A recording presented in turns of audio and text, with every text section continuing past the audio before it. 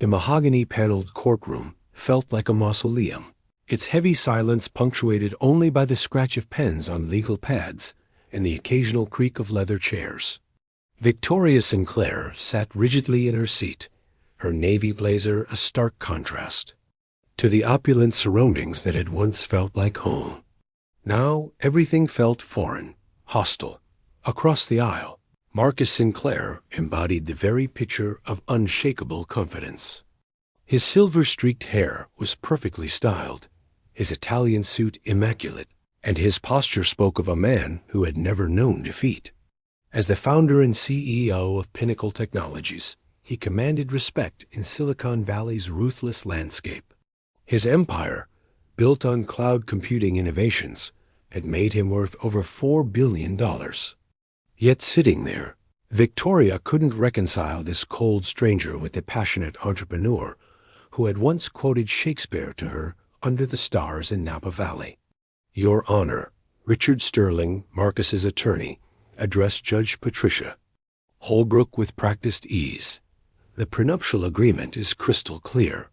My client has fulfilled every obligation of their marriage contract." Victoria's fingers tightened around the manila envelope in her lap, its contents representing her last desperate hope. She remembered the moment it had appeared on her doorstep. 3 weeks ago, unmarked and mysterious. Inside, a single USB drive and a note. "The truth you deserve to know."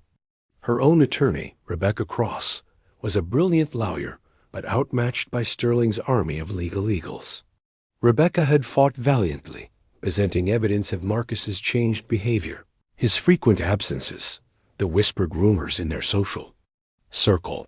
But whispers weren't proof, and Judge Holbrook seemed increasingly impatient with their circumstantial evidence. Victoria's mind drifted to happier times. She remembered their wedding day 20 years ago, when Marcus was still the ambitious but warm-hearted man who had swept her off her feet at a charity gala. He had been so different, then passionate about changing the world through technology, equally passionate about building a life with her. She had been his partner in every sense, hosting dinner parties that sealed crucial business deals, managing their household with elegant efficiency, and eventually raising their son, Daniel. The early years had been magical. Marcus would surprise her with spontaneous weekend trips to wine country, and they would talk for hours about their dreams and ambitions. Victoria had put her own career as an interior designer on hold to support his growing company, never questioning that they were building something together. But success had changed him. As Pinnacle Technologies grew from a startup to a tech giant, Marcus became increasingly distant. The man who once brought her flowers for no reason began treating her like an elegant accessory, beautiful, useful, but ultimately replaceable. Their conversations became perfunctory, their intimacy a scheduled obligation. Victoria had felt herself becoming invisible in her own marriage. Judge Holbrook's voice cut through her reverie. "Mrs. Cross, have you presented all your evidence?" Rebecca glanced at Victoria, her expression apologetic. They both knew this was the end of the road. The prenup was airtight, drafted when Marcus had more ambition than assets. It guaranteed Victoria a settlement of $8 million, a fortune to most people, but a pittance compared to Marcus's current worth. The only way to break it was to prove gross marital misconduct with irrefutable evidence. Victoria's grip on the envelope tightened. The anonymous sender had given her exactly that. The evidence room's fluorescent lights cast harsh shadows as Rebecca Cross spread photographs across the mahogany table like tarot cards predicting doom. Each image told a fragment of Marcus Sinclair's double life, but none quite completed the damning picture they needed. "These were taken over the past 6 months," Rebecca explained, pointing to surveillance photos of Marcus entering an upscale gallery in Soho. "This is Natasha Volkov, curator at the Meridian Gallery, 28 years old, originally from Prague." Victoria studied the images, her heart constricting with each one. Natasha was undeniably beautiful, tall, and willowy with auburn hair, and the kind of sophisticated elegance that came naturally to those in the art world. In one photograph, Marcus's hand rested on the small of her back as they examined the sculpture. In another, they sat intimately close at a restaurant, their heads bent together in conversation. "She's lovely," Victoria said quietly, surprised by the steadiness of her own voice. The courtroom had filled again after the lunch recess, and Victoria could feel the weight of curious stares from the gallery. Their high-profile divorce had attracted significant media attention. The tech mogul and his socialite wife, a modern Gatsby story playing out in real time. Daniel sat in the second row, his 17-year-old face a mask of conflicted loyalty. Throughout the proceedings, he had remained firmly in his father's camp, convinced that Victoria was being vindictive and greedy. Marcus had masterfully painted himself as the wounded party, working tirelessly to provide for a wife who had grown bitter and demanding. Richard Sterling rose to address the photographs, his silver tongue already weaving doubt into the narrative. "Your Honor, these images show nothing more than professional association. Mr. Sinclair is a major patron of the arts, and the Meridian Gallery has hosted several Pinnacle Technologies corporate events." He gestured dismissively at the photographs. "Ms. Volkov is a respected curator with an impeccable reputation. Are we to criminalize business relationships? Should successful men avoid speaking with younger women entirely for fear of gossip?" Victoria watched Marcus during Sterling's performance.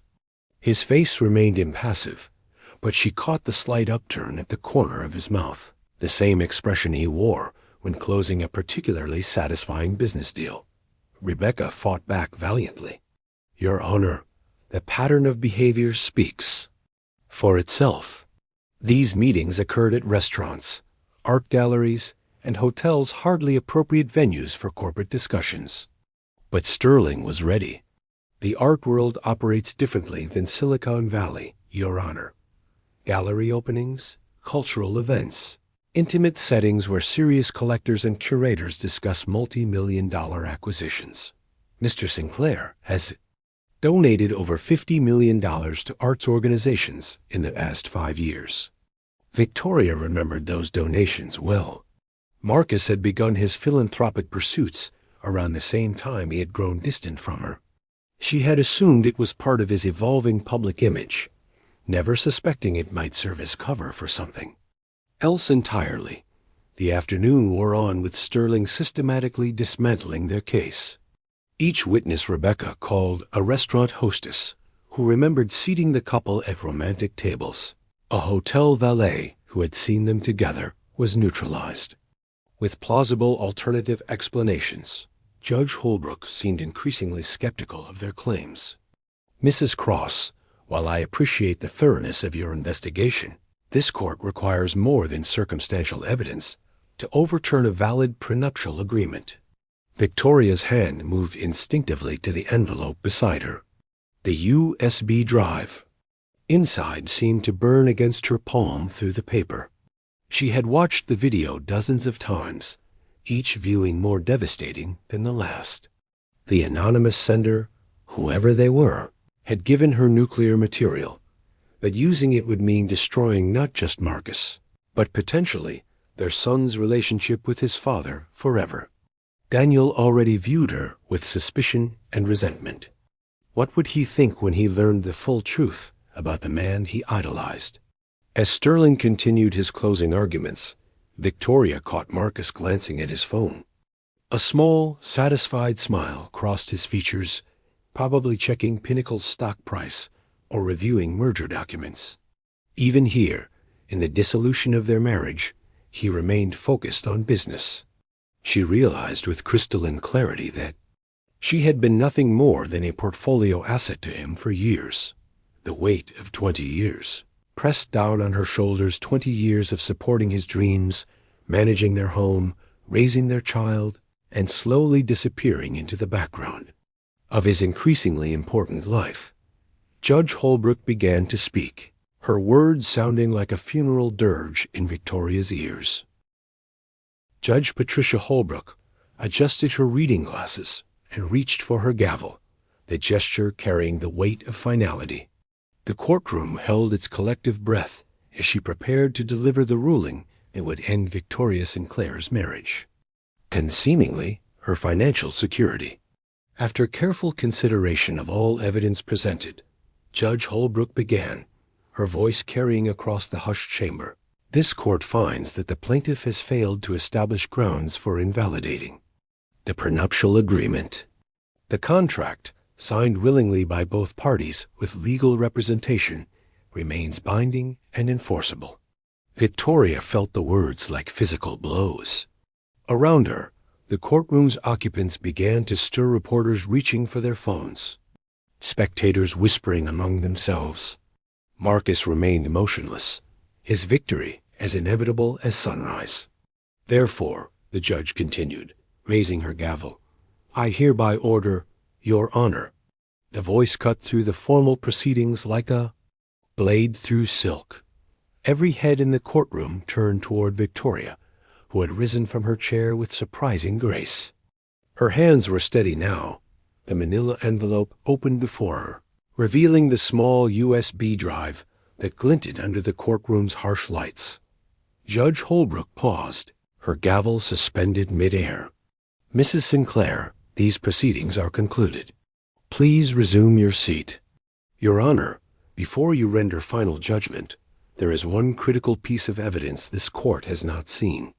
Victoria's voice carried a new authority, as if the act of standing had transformed her from victim to prosecutor. Richard Sterling shot to his feet like a startled predator. Objection! Your Honor, the discovery period closed months ago. This is a transparent attempt to ambush these proceedings with inadmissible evidence. Marcus, for the first time since the trial began, showed genuine emotion. His carefully composed mask slipped for just a moment, revealing a flash of uncertainty, even fear. He leaned forward in his chair, his calculating gaze fixed on the small device in his wife's hand. Rebecca Cross looked stunned. In all their preparation, Victoria had never mentioned additional evidence. But recognizing the opportunity, she quickly rose to support her client. Your Honor, if this evidence is as significant as my client suggests, justice demands it be heard.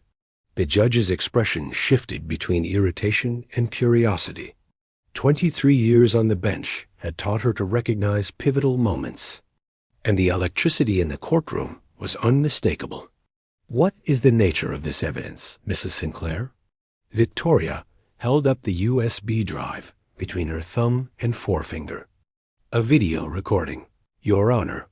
A conversation between my husband and Natasha Volkov that I believe directly addresses the issue of marital misconduct. The name hung in the air like smoke from an explosion. Daniel, sitting in the gallery, leaned forward sharply, his face pale. For months he had defended his father against his mother's baseless accusations. Now, hearing the other woman's name spoken aloud in court, doubt began to creep across his features. Marcus's jaw tightened almost imperceptibly, but his eyes remained locked on Victoria. She could read the calculation there. He was already formulating responses, preparing to dismiss whatever she thought she had as fake, doctored, or illegally obtained. Sterling's objections came in rapid fire. Foundation. Chain of custody. This is hearsay of the worst kind, Your Honor. We demand to know how this alleged evidence was obtained, who recorded it, and under what circumstances. But Judge Holbrook was intrigued despite herself. The mention of a recording featuring the other woman by name had shifted the entire dynamic of the case. To refuse to examine it now would invite appeals and questions about the court's thoroughness. Mrs. Sinclair, the judge said carefully, how did you obtain this recording? It was delivered to me anonymously, Your Honor. I have no knowledge of who recorded it or under what circumstances. This is preposterous. Sterling's voice cracked with desperation. Anonymous evidence obtained through unknown means, possibly illegally, certainly without consent. Mr. Sterling, Judge Holbrook interrupted, her tone sharp. "Your client's privacy concerns are noted. However, if this recording contains evidence of perjury or fraud perpetrated against this court, I am obligated to examine it." She looked around the crowded courtroom, weighing her decision. The media presence alone made this a case that would be scrutinized long after the gavel fell. To appear to suppress evidence, even questionable evidence, would invite criticism. "Very well," she decided. "We will examine this recording. But I warn you, Mrs. Sinclair, if this proves to be a waste of the court's time, I will hold you in contempt." Victoria nodded, her heart hammering against her ribs. There was no turning back now. She handed the drive to Rebecca, who passed it to the court clerk with trembling fingers. As the technical equipment was prepared, Victoria caught sight of Marcus whispering urgently to Sterling. Whatever he was saying, his attorney's face grew paler with each word. The large screen at the front of the courtroom flickered to life, and Victoria closed her eyes briefly, knowing that in moments everything would change forever. The courtroom screen blazed to life, revealing a scene of breathtaking luxury that seemed almost obscene in the sterile legal environment. The image was crystal clear, no grainy surveillance footage, but professional quality video that captured every detail with devastating clarity. The setting was unmistakably the terrace of Villa Serenissima, the exclusive Tuscan resort that Marcus had claimed to visit alone for a digital detox and strategic planning retreat just 3 months earlier. Victoria recognized the infinity pool overlooking the rolling hills of Chianti, the same view Marcus had sent her in a single, perfunctory text message. But Marcus hadn't been alone. On an elegant chaise lounge, wearing nothing but a silk robe that had fallen open to reveal the curve of her hip, Natasha Volkov looked like a Renaissance painting come to life. Her auburn hair caught the golden hour sunlight as she traced lazy patterns on Marcus's bare chest. He wore only swim trunks, his usually immaculate appearance relaxed and unguarded in a way Victoria hadn't seen in years. The intimacy was undeniable. This wasn't a business meeting or coincidental encounter. It was the private moment between lovers who believed they were completely alone. "The recording device appears to have been concealed in the room's decor," Rebecca whispered to Victoria, her voice barely audible. "Someone had access and planned this carefully." On screen, Natasha's voice filled the courtroom with crystal clarity. "When are you finally going to tell her, Marcus? You promised me by Christmas." Marcus, on the screen, reached for a glass of wine, his movements languid and content. "Victoria isn't going anywhere, darling. The prenup ensures that." Daniel gasped audibly from the gallery. Until this moment, he could still pretend his father was innocent, that his mother was being vindictive.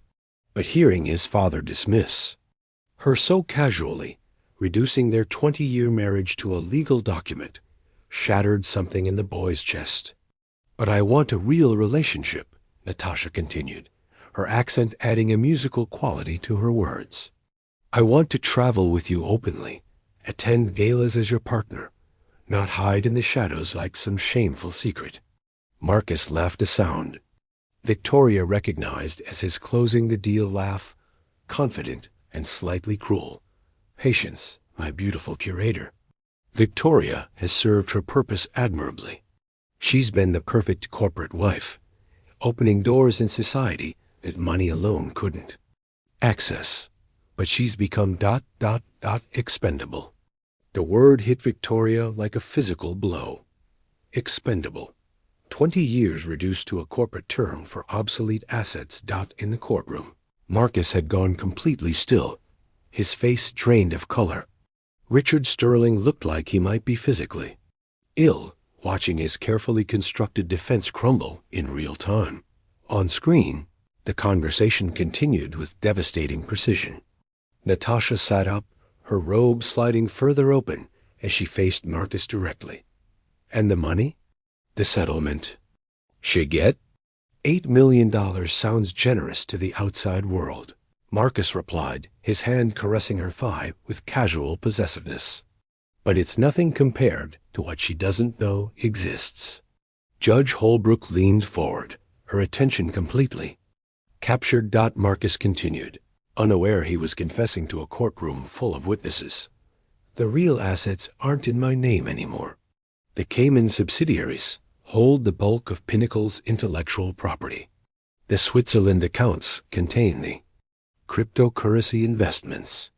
The foundation we established for charitable giving, he made air quotes with obvious mockery, is actually a pass-through entity for offshore holdings. Sterling was frantically scribbling notes, probably calculating how many felonies his client was confessing to on camera. Victoria's name appears on none of it, Marcus continued, his voice taking on the satisfied tone of a chess master explaining a winning strategy. My legal team has constructed an absolutely bulletproof corporate maze. She walk away with her $8 million and think she's been treated fairly, never knowing she's entitled to half of a fortune that officially doesn't exist. The casual admission of massive financial fraud sent shock waves through the courtroom. This was no longer about adultery. It was about systematic deception, tax evasion, and the deliberate impoverishment of a spouse through criminal means. Yatasha's next words twisted the knife deeper. And our son, Daniel, will inherit everything? When he turns 25, assuming he continues to see his mother as the villain in this story, Marcus replied. Children are remarkably easy to manipulate when you control the narrative. He already believes Victoria is being unreasonable and greedy. In the gallery, Daniel made a sound somewhere between a sob and a scream. The father he had worshipped, the man he had defended against his mother's accusations, had just revealed himself to be a calculating monster willing to destroy his own family for financial gain. The video continued for several more devastating minutes, but Victoria had stopped listening to the words. She watched instead as her husband's empire of lies collapsed around him in real time, each casual confession another nail in the coffin of his carefully constructed facade. When the screen finally went black, the silence in the courtroom was absolute. The silence that followed the video's end stretched for what felt like an eternity before exploding into chaos. The courtroom erupted like a shaken champagne bottle, reporters leaping from their seats, cameras flashing, voices shouting over one another in a cacophony of professional hunger. Judge Holbrook's gavel cracked like gunshots as she fought to restore order. Silence. I will clear this courtroom if necessary. But the damage was beyond containment. In the space of 20 minutes, Marcus Sinclair had transformed from respected tech mogul to confessed criminal, his own words condemning him more thoroughly than any prosecutor could have managed. Richard Sterling was on his feet, his usual composure completely shattered. Your Honor, this recording was obtained illegally. The chain of custody is non-existent. My client's privacy has been violated in the most egregious manner possible. His protests sounded hollow even to his own ears. Privacy violations were misdemeanors compared to the felonies Marcus had just confessed to on camera. Judge Holbrook's face had transformed from judicial neutrality to barely contained fury. In 30 years on the bench, she had never witnessed such blatant contempt for the legal system. The casual discussion of manipulating court proceedings, hiding assets, and defrauding both spouse and government had turned this divorce hearing into something far more serious. Mr. Sterling, she said, her voice cutting through the chaos like a blade, your client's privacy concerns are noted and rejected. This court has just witnessed confessions to multiple felonies, including perjury, tax evasion, and conspiracy to defraud. Any expectation of privacy was forfeit the moment your client decided to lie under oath. Marcus finally moved, his head turning slowly toward Victoria like a predator sizing up prey. The look in his eyes was pure hatred, not the cold indifference she had grown accustomed to, but active, burning malice. If looks could kill, she would have been incinerated on the spot But Victoria didn't flinch. For the first time in years, she felt no fear of him. The power he had held over her, financial, emotional, social, had just evaporated in the space of a 20-minute video. "Mrs. Cross," Judge Holbrook continued, her voice gaining strength and authority, "I assume you'll be requesting the complete reconsideration of the asset division?" Rebecca, still stunned by the magnitude of what had just unfolded, managed to find her voice. "Yes, Your Honor. In light of this evidence of systematic asset concealment and fraud, we request that the prenuptial agreement be declared null and void." "So ordered," the judge replied without hesitation. "The prenuptial agreement is hereby set aside due to fraud and duress. Furthermore, I am ordering an immediate freeze on all assets belonging to Marcus Sinclair, including but not limited to domestic and foreign accounts, corporate holdings, real estate, and any other properties that may be discovered during investigation." The word freeze hit Marcus like a physical blow. His empire, his carefully constructed financial fortress, was crumbling in real time. "Additionally," Judge Holbrook continued, "I am referring this matter to the District Attorney's Office for Criminal Investigation. Mr. Sinclair, you are advised not to leave the jurisdiction without court permission." The courtroom had become a feeding frenzy. Reporters were streaming toward the exits, phones pressed to their ears, racing to break what would undoubtedly be the business story of the year. "Tech mogul's secret confession destroys billion-dollar empire" would be tomorrow's headline. In the midst of the chaos, Victoria's attention was drawn to the gallery where Daniel sat frozen, tears streaming down his face. The boy she had raised, who had spent months viewing her as the enemy, was witnessing the complete destruction of his worldview in real time. She started toward him, but he bolted from his seat, pushing through the crowd toward the exit. The sight of his retreating figure broke her heart in ways Marcus never could. Victory in the courtroom meant nothing if she lost her son forever. "We need to get you out of here," Rebecca said urgently, grabbing Victoria's arm. "The media circus is just beginning." But Victoria couldn't move. She was watching Marcus as court officers approached him, undoubtedly to ensure he didn't attempt to flee the jurisdiction. For 20 years, this man had controlled every aspect of her life. Now he looked small, diminished, a master manipulator whose own words had become his undoing god. As they finally made their way through the crowd toward a side exit, Victoria caught one last glimpse of Marcus over her shoulder. He was staring directly at her, and she could read his lips clearly. This isn't over. But it was over. His empire was frozen, his crimes exposed, his reputation in ruins. The anonymous sender of that USB drive, whoever they were, had given Victoria more than evidence. They had given her freedom. The cool October air hit her face as she emerged from the courthouse. And for the first time in months, Victoria Sinclair could breathe freely. The battle for her future had just begun, but the war was won. Justice, it turned out, was best served with the bitter taste of truth. Behind her, the courthouse doors swung shut on the wreckage of Marcus Sinclair's carefully constructed life, while ahead lay the uncertain but hopeful prospect of rebuilding her own.